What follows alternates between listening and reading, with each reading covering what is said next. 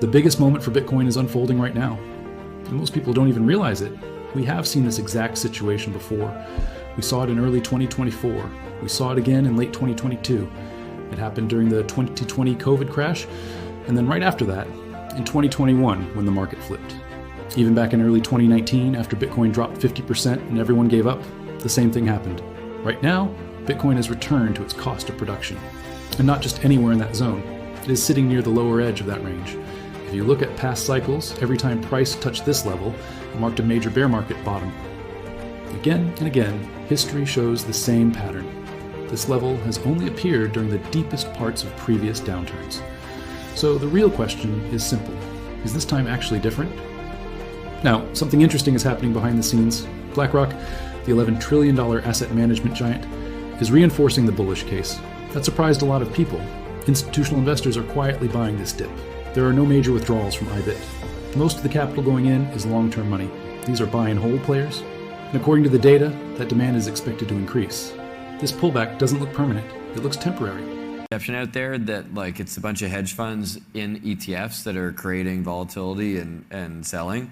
That's not what we're seeing. If you look at IBIT last week, on a week that was tumultuous, obviously, in the Bitcoin market, we had 0.2% of the fund redeem, right? So if there actually were hedge funds that were massively unwinding trades that they were running in the ETF, you would have seen billions out.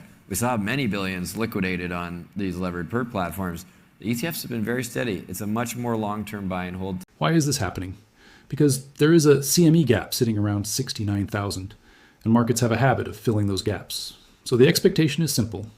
Price may move sideways here until the market opens on Monday, and then we could see a pushback toward the recent highs. At least that is what analyst Michael Van de Poppe believes. Meanwhile, altcoins are showing surprising strength. They are not collapsing. In fact, many of them are holding up better than people expected. To me, it feels like most investors are completely missing what is right in front of them. Everywhere I look, I see fear, I see bearish comments, I see doubt around Bitcoin and crypto as a whole, but sometimes when everyone focuses on short-term noise, they forget the bigger picture. There is a much larger trend forming. Recently, legendary investor and financial advisor Rick Edelman shared a bold outlook. He clearly explained why he believes Bitcoin could eventually reach $500,000 per coin, and his reasoning was not hype. It was based on adoption and allocation. Here is the key takeaway. The average investor still owns 0 Bitcoin, not a small amount. 0. That means trillions of dollars are still on the sidelines. Roughly $7.5 trillion could potentially flow into this space over time. And if that wave begins, it will not wait for anyone. You need to be ready before the crowd finally understands. Buddy, that this is not a straight line. We're not going to go from 70,000 to 500. It's going to be very bumpy along the way, as the past couple of months have demonstrated. Nevertheless, I am optimistic we'll get to 500,000, and here's why. It's simple arithmetic. The average investor in the world does not yet own Bitcoin. I believe that as Bitcoin continues to mature, as the crypto marketplace continues to expand, both through government holdings, through sovereign wealth funds, and institutional holdings, endowments, pension funds, hedge funds, insurance companies, banks, brokerages, etc., we will continue to see greater adoption, greater inflows into this asset class. If you look at the total value of all the world's assets, the total value of stocks on a global basis, all the bonds in the world, all the real estate in the world, real estate is 3 times bigger than the stock market. If you look at the value of gold, look at the value of all the cash in the world. There's $56 trillion of cash in all the different currencies all around the world. You add it all up, and it's about $750 trillion in total value of all of this stuff. If you take the attitude, Austin, that everybody who owns a diversified portfolio ends up owning just 1% of their portfolio in Bitcoin, that's inflows of $7.5 trillion.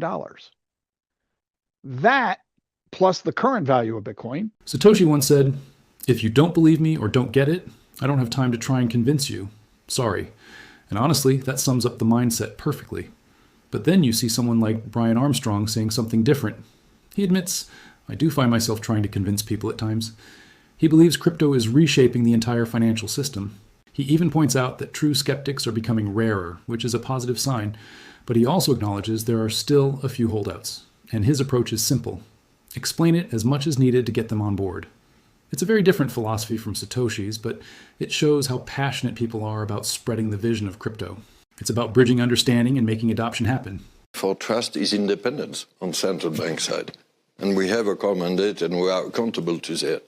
But sorry to say that I trust more independent central banks with a democratic mandate than private issuers of Bitcoin, which have a very useful role. But Bitcoin is a decentralized protocol. There's actually no issuer of it. So that's in the sense that central banks have independence. Bitcoin is even more independent. There's no country or company or individual who controls it in the world. And so anyway, I think it's a healthy competition because if people can decide which one they trust more, and I think it's actually the greatest accountability. Look, there are plenty of reasons why Bitcoin's price has felt suppressed over the past few months. In many ways, it's been artificially pushed down. It all started with the leverage liquidation on October 10th, 2025. Then we had delays with the Clarity Act. There was the government shutdown. People were nervous about the Fed's next chair pick, fearing a hawkish approach. Some sellers were also trying to anticipate the traditional 4-year cycle. And, of course, the Bitcoin whales, the OG holders, were making moves, treating Bitcoin like it had its IPO moment. The important thing to remember is most of these events are either behind us or will pass soon. Right now, in my opinion, Bitcoin is trading lower than it really should be. It's undervalued at this level. As for who triggered the leverage liquidation on October 10th, we don't really know. Interestingly, the Binance co-CEO recently spoke up to clarify.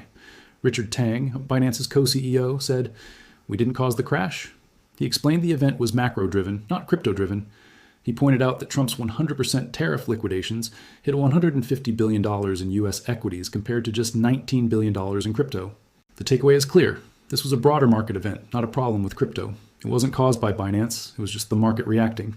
There are a lot of people that say that we were responsible for the 10 October crash. Again, we facts and data focus, right? So I can tell you what happened on 10 October to refresh our memory. What happened that day? US responded with 100% tariff. So the US equity market plunged 1.5 trillion in value that day, right? In terms of US equity market alone, saw 150 billion of liquidation. Crypto market is much smaller, it's about 19 billion. And the liquidation from crypto happens across all exchanges, right? So it happens around there. But there are two isolated episodes that's unrelated to the liquidation. So one was asset deviation of USDT. The second, there's some slowness in terms of asset transfer for people that face liquidation risk. They face challenges in terms of transferring the assets, right? To make sure that they are not liquidated. And this happens way after the bulk of liquidation has happened, right? So this cannot be causing the liquidation. The liquidation is really a market. The weekly chart for Bitcoin is looking strong. It's sending a clear signal that more upside could be coming. Remember, the last market crash was massive, heavier than anything we've seen before, even bigger than COVID. So it's not surprising to think we might test higher levels before even thinking about new lows, if there are any at all. Get ready for a big bounce. Tom Lee believes the bear market will wrap up by April. That's just 2 months away, and he thinks we're already very close to the bottom. In my view, the crypto winter has either already ended, or at the very latest, it will be over by April. Tom Lee has been right before, and he's been wrong too. But do you see it the same way he does? The charts are hinting at a turning point. It might be time to pay attention. One, I think sentiment is terrible. The price action's been bad.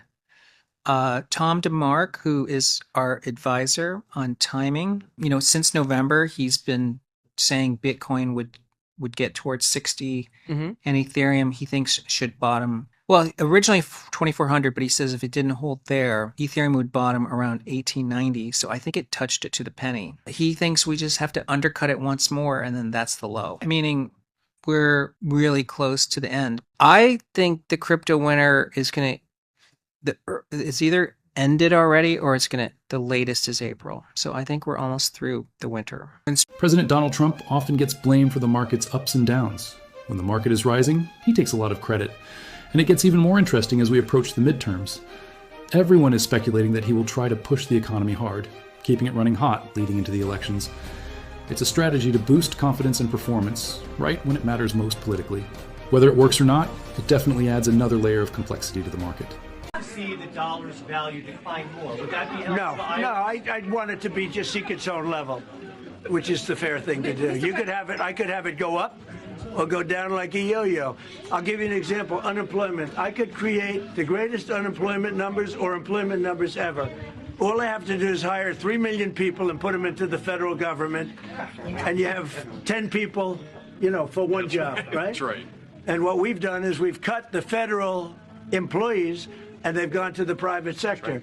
But if I wanted, I could hire 1 million people tomorrow, put them in the federal government, and she'd be writing a story. Unbelievable employment. Unbelievable employment. But we have great unemployment numbers. Yeah. I think they're great. Is there one number that's bad? Can you tell? Is there one number that's bad? There's not one. And when it comes to Donald Trump, he's also focused on reminding crypto supporters who backed him in 2024 he wants them to stick with his team for the upcoming midterms. It wouldn't be surprising to see official announcements or moves targeting this group in the next 6 months. This could have a direct impact on both political momentum and market sentiment. New pathways to accumulate additional Bitcoin holdings for the reserve, provided it's done at no cost to the taxpayers. We don't want any